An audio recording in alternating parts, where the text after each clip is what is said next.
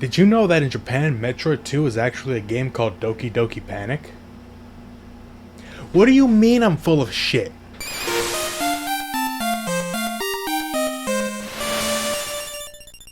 After Metroid's release was met with mostly positive reviews, you'd think that Nintendo would try to make a sequel on the NES just like they did with Mario and Zelda, strike while the iron is hot.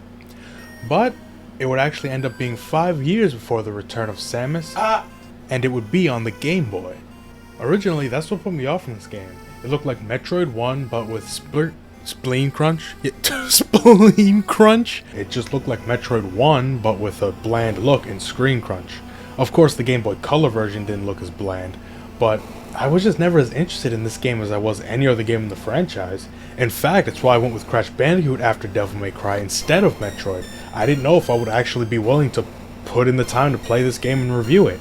But here we are, so let's see if I was right to evade this game like it was taxes, or if I'll be pleasantly surprised.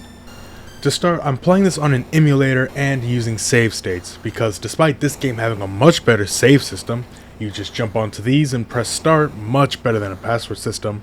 It comes with the catch that dying now takes you back to your last save, when in the first game you were just sent back to the start of the area without losing any progress. Here if you die, it's back to the title screen, which means back to your last save. You lose all of that progress. So yeah, to save time and the headache, use save states, especially because it's super easy to get hit by stuff that's off screen due to the screen crunch. Only really when you're falling, but it's still very annoying. This game looks great for the Game Boy. There's so much detail on Samus' sprite without having her take up too much of the screen. And because the original release didn't have color in mind, the various suit is distinguished by its huge shoulder balls. Bring it, bitch.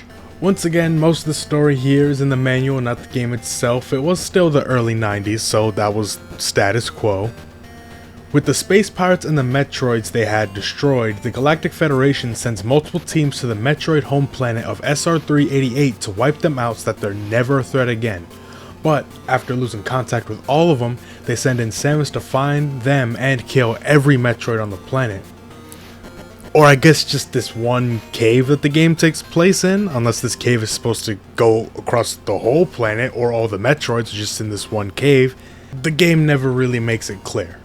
Samus doesn't start this game as weak as Metroid 1. She still has Morph Ball and starts with 30 missiles. When you come across the first Metroid, you watch it evolve into an Alpha Metroid after shedding its shell, I guess? And in this form, it can't drain your energy and you don't need Ice Beam to kill it. Which doesn't make that much sense. This seems like a much weaker form than the base Metroid. Each level of the cave is linked to an area filled with acid. When you've killed every Metroid in the area, there will be an earthquake to signal that the acid level has gone down and you can move on. One thing that has been hugely improved from Metroid 1 is that the levels have a natural sense of flow to them. Very few rooms look the same and I rarely felt like I was lost. I only had to consult a guide one time because some of the acid was fake and I didn't know the last Metroid in the area was down there. Though one part of exploration that doesn't feel as good involves one of the first new abilities you get, the Spider Ball. It lets you scale walls while in Morph Ball, and once you get this, you pretty much do the same thing in every room. Just killed a Metroid, better Spider Ball around the whole room to make sure you didn't miss a hidden path. Just got an item, Spider Ball around the whole room and then bomb every square and search every inch for fake blocks. Enter the room without an exit, check for fake walls. If you're ever stuck, there's probably a hidden path you missed, and it's not that hard to find them, especially once you know that you should be looking for them. But it's kind of tedious needing to go back to every room you've been in just to look for a block that you phase right through. And it's not as bad once you get Spring Ball, because now you don't have to slowly climb up the wall, you can just jump while in Morph Ball, but it still only saves like a second. Another of the new abilities is the Space Jump. It lets you spin jump infinitely if you press jump to the right rhythm. It's pretty precise and can be a bit difficult, but it is required to get through certain areas. And trust me, once you figured out the rhythm, it kind of becomes muscle memory except for when the game just decides that it's not going to work for some reason.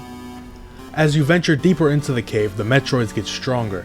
The method of killing them is still the same, they can't evolve an immunity to explosive projectiles, but they have different attacks and by the end they're pretty tanky.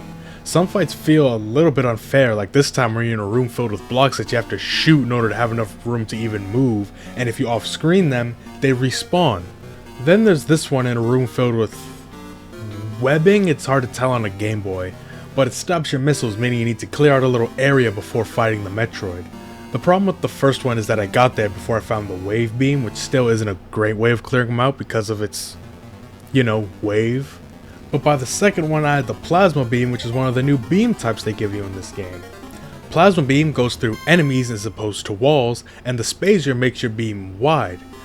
You can still only have one at a time, which is pretty lame, but there's this area with all four, and since you need Ice Beam for the last segment again, they put one in the room near the end so you don't have to backtrack.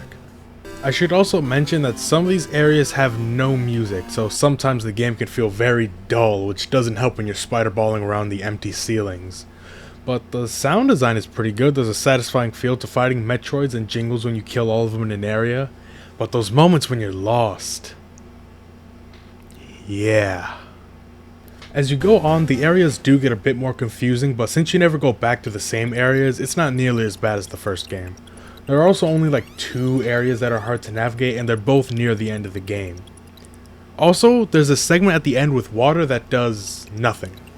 There are holes in them that just send you back to the room below that didn't have any enemies. Last time I take a bath.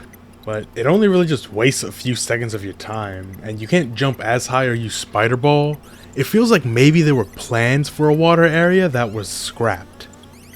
You may have noticed that I haven't mentioned grinding, and that's because it's not really a problem here. There are these health and missile restores that... well, take a fucking guess. It's surprisingly cathartic to run into one of these things, especially when you're already low on either health or missiles. And they are a godsend because of how many missiles you'll need by endgame. Like I said, these things are tanks and you fight a lot of them in the last few areas.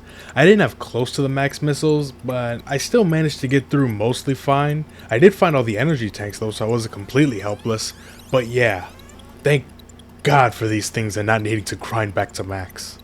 Also, something I noticed when killing enemies the few times I did need to kill them for drops, is most of them only drop health. In one area where there weren't a lot of restore spots that I knew of, I decided to just restock on missiles by grinding out enemies instead of going all the way back to where I knew where one was. And I found out that enemies only drop either health or missiles. These guys only have missiles and most of the others only have health. Again, it's not at all a problem because you rarely have to grind. If anything, it makes it easier because now you can just decide to grind a specific enemy if you need either help or missiles, as opposed to just hoping that you get a certain one because you're already full on the other. I wonder what I'd drop if I died. My God, he's dead. Once you reach the end of the game, normal Metroids start showing up like in Turian, and this is where you need the Ice Beam.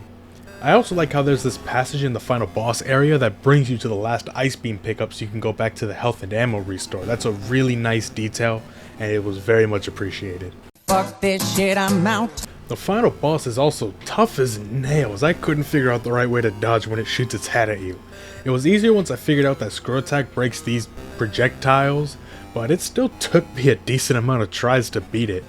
I kind of figured out how stunning it works, but man, this fight was intense. After the Queen Metroid is defeated, Samus finds an egg with a Metroid larva in it, and it starts following her around like a lost child. She decides to take the larva back to the Galactic Federation for some reason, and the game ends. Wait. What? Why would she take the Metroid larva with her? The whole point of this game is making sure that the space pirates can never get their hands on them again. The larva is not going to be safe with the Galactic Federation. The space pirates originally got the Metroid sample by raiding them, and I don't think she was ever told not to kill the babies. It's fucked up, I know, but as we'll see, it's the only way to keep them away from the space pirates, who never show up here by the way to try and take the Metroids that are just up for grabs here. I guess maybe it's too dangerous, but it's not like they would have had to go that deep into the cave for a sample of one Metroid. And also, because they're evolving, it's probably safer. They don't drain energy and they don't need to be frozen. It's really a missed opportunity for them, I guess. Also, now that I'm thinking about it, I don't think the space pirates themselves actually show up in the first game at all. Looking back, man, I was missing out by ignoring this game for so long. It's not amazing, but I was surprised by how much fun I was having. Sure, there were times where I was annoyed with an enemy or a segment or these dumbass spikes that used to prevent you from spider-balling around, but overall, it's a very big improvement over Metroid 1.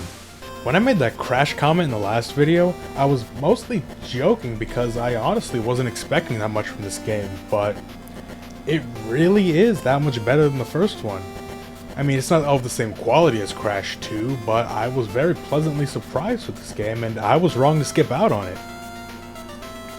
Just like with my taxes. I was not expecting to enjoy this game as much as I did, and I really wasn't expecting to say that I recommend it as much as I am recommending it to you. Granted, I'm recommending it as a Metroid fan who skipped it. If this was my first game, I'm not sure I would like it as much. But if you like all the other games and for some reason haven't played this one yet, get on it.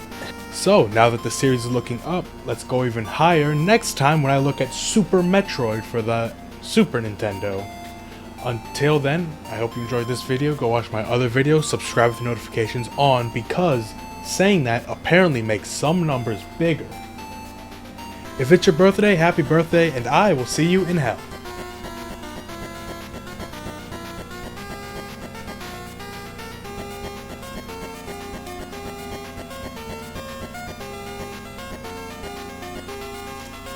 Son of a...